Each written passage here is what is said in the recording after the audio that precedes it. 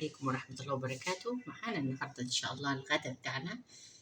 هنتغدى مكرونة نجرسكو.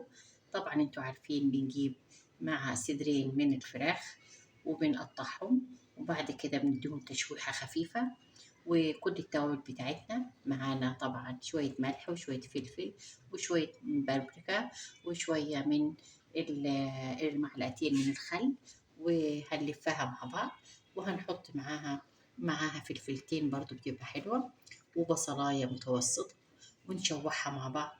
وبعد ما شوحناها هنركنها، وهنجيب طبعا اللبن بتاعنا، كلها لبن. هنجيب كيلو من اللبن مع 5 معالق من الدقيق، وبعدين معلقتين من السمنة هنضيفها عليها، وعلى البارد هنشوحها بالتوابل برضو نفس الحكاية، مع متنسوش شوية الملح ومعلقتين من السمنة. دي الكريمة بتاعتنا.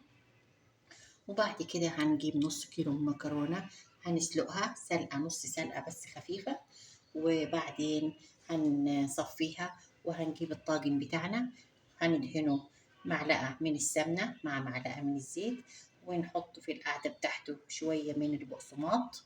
وهنجيب طبعا الطبقة الأولى حطيناها كريمة، وبعد كده هنحط المكرونة بعد ما سلقناها، وهنجيب الجبنة الموزاريلا بتاعتنا هنحطها في النص، وهنضيف وراها الرق التاني اللي هو الكريمة والمكرونة. ما تنسوش اللحمة في النص اللي هي الفراخ اللي احنا قلنا عليها، وهنحط آخر طبقة المكرونة، وهنحط بقية الكريمة بتاعتنا، وعلى الوش برضو هنحط شوية من الجبنة، وهتطلع معانا بالشكل ده.